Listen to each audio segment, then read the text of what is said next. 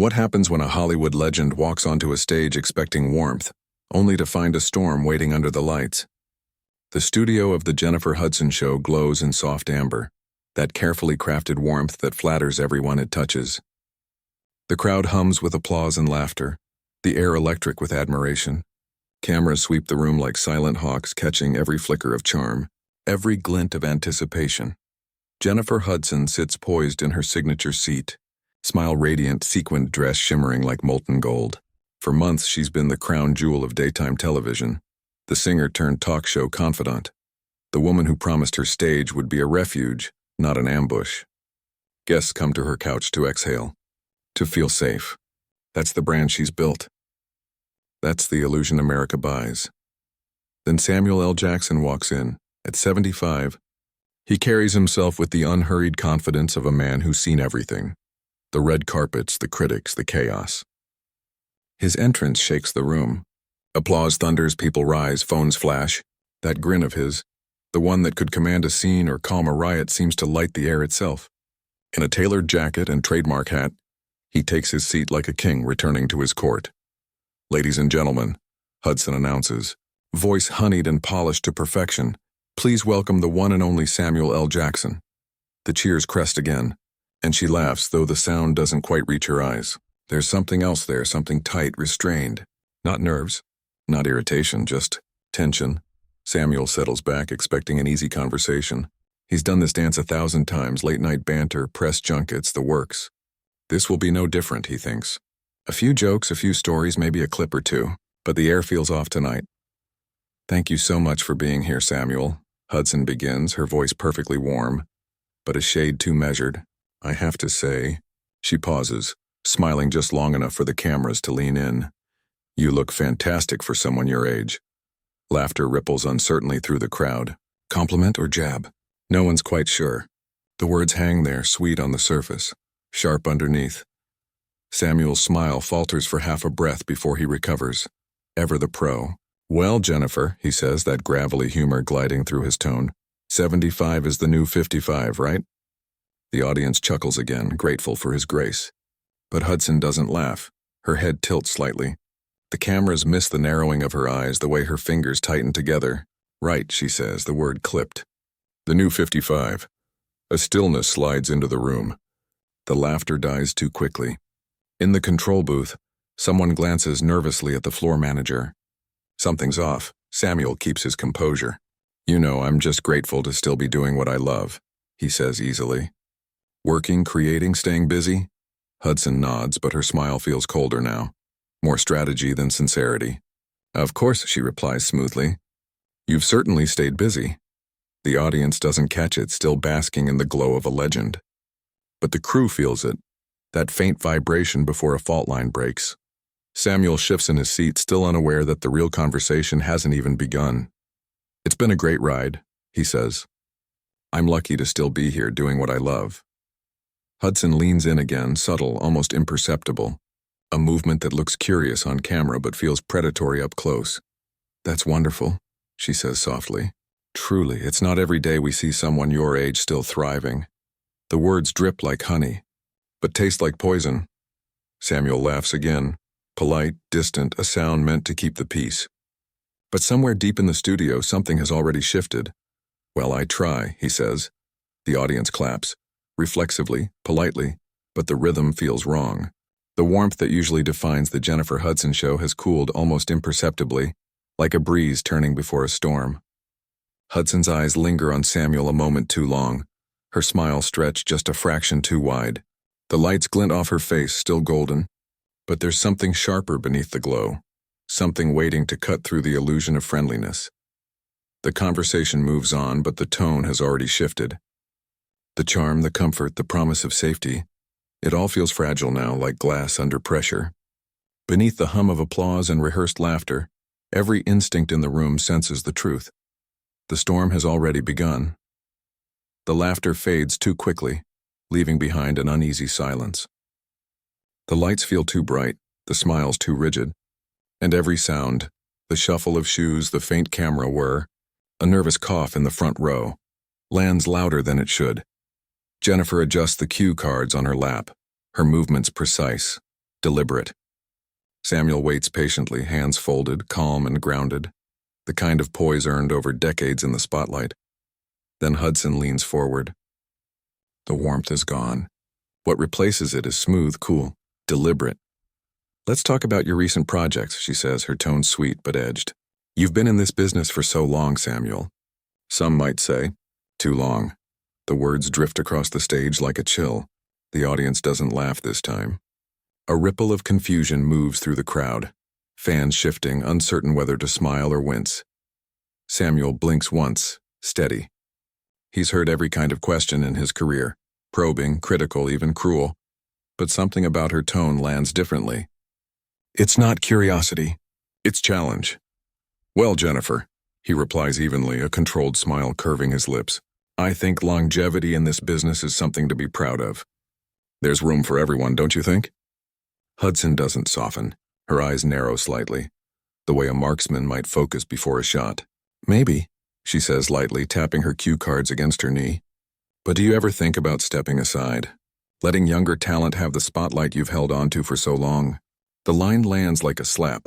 The studio goes silent. The hum of the stage lights presses against the quiet. Samuel doesn't move. His face remains composed, but there's a flicker in his eyes, disbelief, not anger. The kind of disbelief that comes from realizing the rules have changed mid-conversation. Around them, the audience shifts. A few coughs, a few darting glances. Everyone feels the tension, but no one dares break it. Samuel draws a breath, voice steady. "I think there's always space for new voices," he says.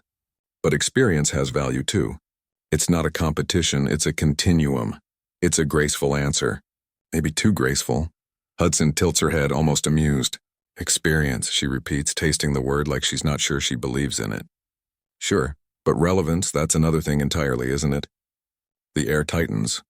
A camera operator glances toward the control booth, waiting for the signal to cut to commercial, but it never comes. This isn't the Jennifer Hudson her audience knows. This isn't the warm, soulful host who sings with her guests and makes them cry happy tears. This is someone else. Samuel straightens, not defensive, but alert now. "I suppose that depends on how you define relevance," he says carefully. "I keep working because people still want to work with me. Because audiences still show up." Hudson smiles, but it's brittle, stretched thin. "Or maybe," she says softly, "they just don't have anyone new to take your place yet." The air changes. A murmur rolls through the crowd, low and uneasy. Someone coughs. Someone else shifts in their seat. The easy charm that once defined Hudson's show is gone, evaporated, replaced by something raw and unfamiliar. Samuel's gaze meets hers. "Not angry. Just steady searching, is that what you think?" he asks quietly. "That I'm just in the way?" Hudson shrugs, feigning nonchalance. "I think Hollywood has a bad habit of clinging to its past," she says. "Sometimes it's better to make room for what's next." He nods slowly, a faint shadow of sadness flickering across his face. "I've always believed there's room for everyone," he says quietly. "Young, old, new, seasoned. That's how the industry grows. Together." For a brief moment, the sincerity in his tone cuts through the chill. The audience seems to lean forward, almost relieved, reaching for the warmth they remember. But Hudson doesn't let it linger. She sits back, crosses her legs, and says evenly, "Or maybe it's just time for the old guard to step aside. There it is, the strike. Clean, deliberate." Samuel exhales, a soft, weary sound that carries 50 years of spotlight and scrutiny. He doesn't respond right away. He doesn't have to. The silence that follows speaks louder than words. The applause sign stays dark. The crew doesn't move. Even the cameras hesitate, as if the machinery itself senses a line has been crossed. The Jennifer Hudson show has always been about warmth, celebration, safety, connection. But tonight, under the perfect glow of the lights and the flawless polish of celebrity smiles, something colder has settled in. The air feels thinner. The tension alive, no one speaks. The silence stretches until it hums. The moment feels suspended, every heartbeat echoing in the stillness. The studio has become a vacuum, bright, breathless, dangerous. Hudson doesn't blink. Her famous smile has sharpened into something else entirely, a weapon disguised as charm. Across from her, Samuel sits motionless, studying her. He's weathered tougher rooms, but this one feels different. Personal, deliberate, almost scripted. She adjusts her microphone. The small click echoes like a trigger being cocked. "You've had an incredible career, Samuel," she says. Voice low, smooth, deliberate. "So many iconic roles. But some critics, some people out there say you've been doing the same thing for years. Playing the same kind of character. Over and over, there it is. The mask slips. The blow lands. The words scatter like shards of glass across marble. The audience shifts uneasily, glancing between host and guest. A camera pans over faces mid-applause, frozen, uncertain. The energy that once lifted the room now sinks like a weight. Samuel's jaw tightens. His posture doesn't break, but his calm has a new edge. "I think anyone who's followed my work knows I've explored a pretty wide range of characters," he replies evenly. "Teachers, fathers, heroes, villains. I like to find different corners of humanity." Hudson nods, pretending thoughtfulness. "Sure," she says slowly. "But some might say you've gotten comfortable. That you've stopped taking risks. Maybe you've been coasting on reputation instead of growth." The line cuts deep. In the control booth, a producer mutters, "This isn't on the cards." Another shakes his head, helpless. But Hudson presses forward, her tone tightening, her poise turning into steel wrapped in silk. Samuel draws a slow breath. "Jennifer," he says carefully, "every artist evolves in their own way. I take projects that challenge me, projects that mean something. I don't think anyone else gets to define what growth looks like for me." Hudson laughs, a cold, brittle sound that rings too loud in the quiet room. "Growth," she echoes mockingly. "That's one way to spin it." The audience doesn't laugh. The warmth that once fueled the show has frozen over. The camera catches it, the flicker in her eyes sharp and dark, almost triumphant. Samuel shifts barely. "I'm not sure I understand where this is coming from, Jennifer," he says quietly. "Did I do something to offend you?" Her smile returns, sweet, practiced, hollow. "Oh, Samuel," she coos. "Always playing the victim, aren't you? Just like in your movies." The gasp from the crowd is immediate, collective, cutting through the air. Even the camera operators freeze, lenses locked. This isn't an interview anymore. It's an ambush. Samuel blinks once. The calm in his expression fractures, replaced by something colder. Hurt, disbelief. "Excuse me?" he says softly, his voice suddenly commanding, filling the room with gravity.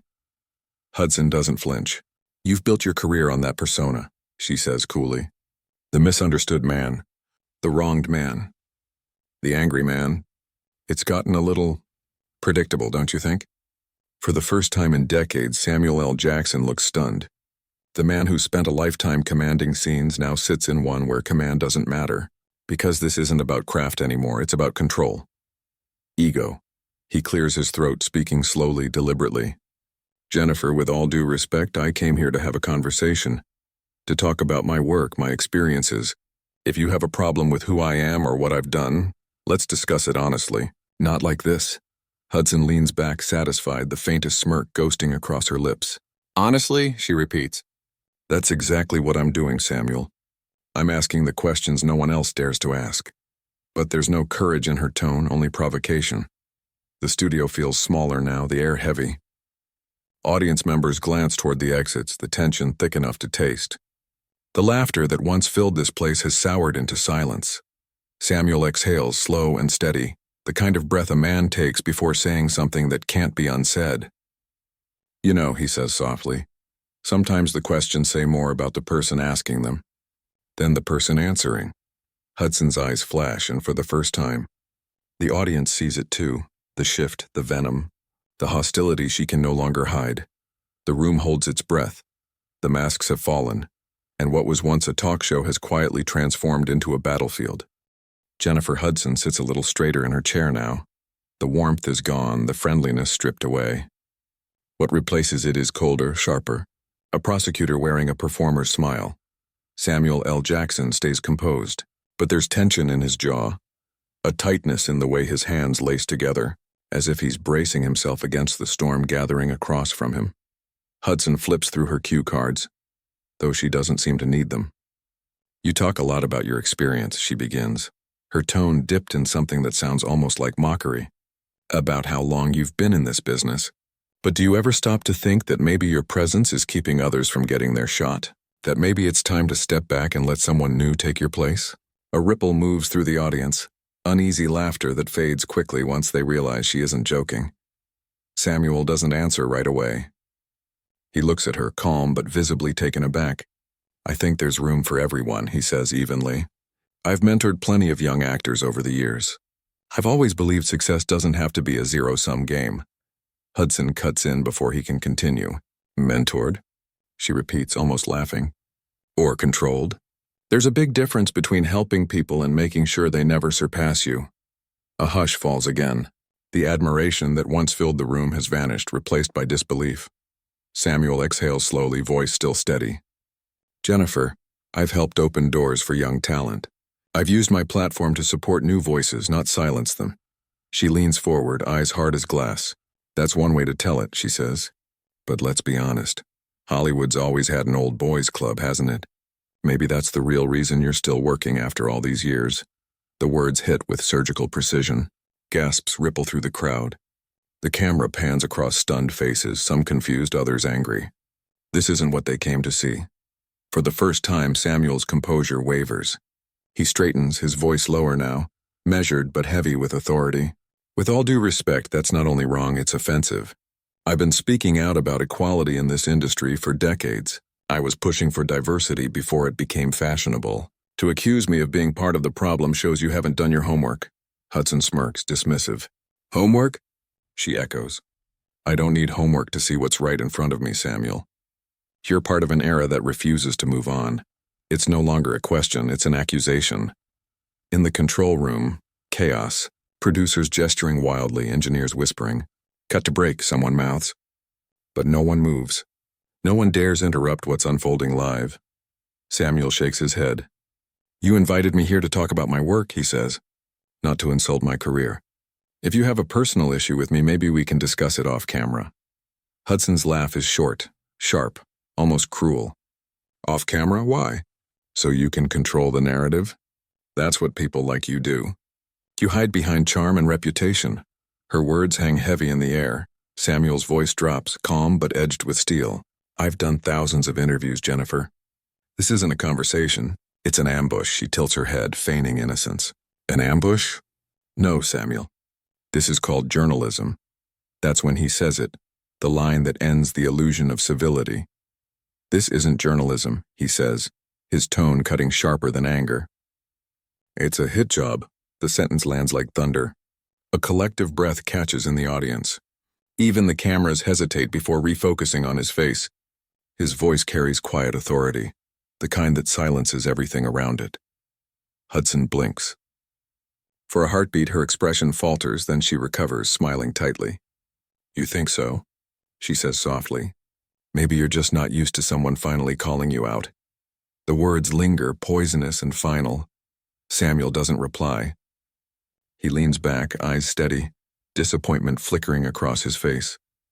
Around them, the energy in the room collapses into a tense stillness. No clapping, no laughter, just the hum of lights and the weight of something painfully real. In that bright, unforgiving light, it's no longer an interview. It's an interrogation. And everyone watching can feel it. The silence is suffocating. The audience barely breathes. Jennifer Hudson doesn't back down. Her posture hardens, shoulders squared, eyes bright with something that looks too much like anger to be professionalism. The mask is gone. "You call it a hit job," she says, her voice slicing through the air. "I call it accountability. That's something your generation doesn't understand. You've had it too easy for too long, protected by the same old network of powerful men patting each other on the back." The accusation lands recklessly, like a spark in dry grass. A man in the second row shakes his head. Another whispers, "What is she doing?" Samuel turns toward her, expression unreadable, voice steady and unyielding. "Jennifer," he says, deliberate and clear. "I've spent my entire career lifting others up. Mentoring, supporting, making space where there wasn't any. To twist that into something ugly isn't just wrong, it's unfair." Hudson laughs, the sound brittle as glass. "Unfair?" she echoes. "What's unfair is people like you taking up space that should belong to the next generation. You're a relic, Samuel, a fossil. Hollywood's been carrying your dead weight for years." The crack of her words splits the room. Gasps rise from the crowd. A woman near the aisle stands, shaking her head, and quietly walks out. The rest of the room sits frozen, eyes flicking between them like spectators to a slow-motion collision. No one moves. No one dares. Samuel's jaw tightens, but his voice remains calm. That's an ugly thing to say, he says quietly. And it's not true. There's room in this business for talent of all ages.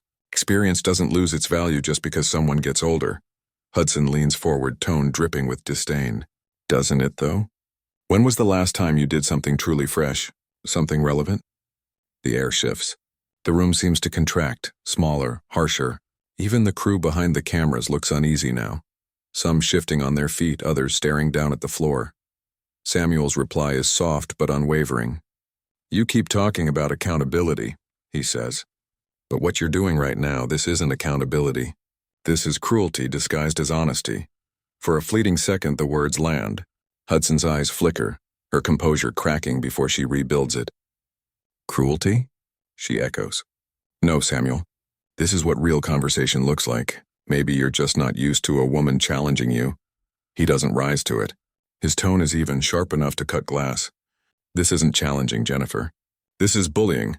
The word detonates, gasps ripple through the audience. Whispers, a quick exhale of relief from someone near the front. Because he said what everyone else was afraid to. Hudson freezes for the first time all night. Her confidence wavers, shoulders tightening, her mask slipping. Samuel holds her gaze. I came here to have a conversation, he says evenly. But what you've done tonight, it's not about truth. It's about ego, about power. And the saddest part is that you're wasting your platform on this instead of using it to lift others up. The audience begins to clap, tentative, hesitant, but real. The sound builds softly, echoing with quiet solidarity.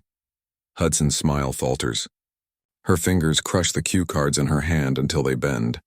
The dominance she's been building crumbles visibly piece by piece.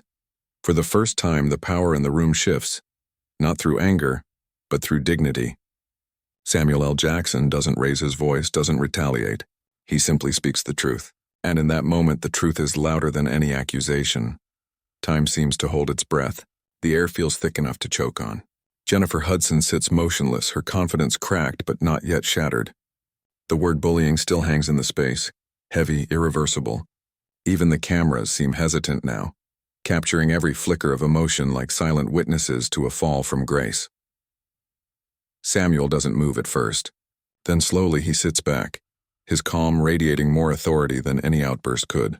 20 minutes of tension crest into one clear moment of realization. I think we're done here, he says quietly. His tone is respectful but final. Hudson's head snaps up. Done? She repeats, feigning surprise though her voice trembles. You're walking out? That's what your generation does, right? When things get uncomfortable, you just leave instead of facing accountability. The crowd murmurs, disbelief rippling through the studio. Some of the camera crew exchange uneasy glances, unsure whether to keep rolling. But Samuel doesn't flinch. He unfolds his hands, adjusts his jacket with deliberate care, and stands. The simple act shifts the entire room's gravity. He's not storming out, he's reclaiming his dignity. He looks down at her, the lights haloing his expression in quiet steel. Accountability, he repeats softly. Is that what you call this? Hudson's voice hardens, her posture rigid again. That's exactly what this is, she snaps. Someone finally telling you the truth instead of kissing up to you. Samuel shakes his head slowly, a sad smile tugging at the corner of his mouth. The truth? He says, his voice deep and resonant, carrying the weight of decades in a brutal business. Jennifer, what you've done tonight isn't truth. It's humiliation. It's disrespect.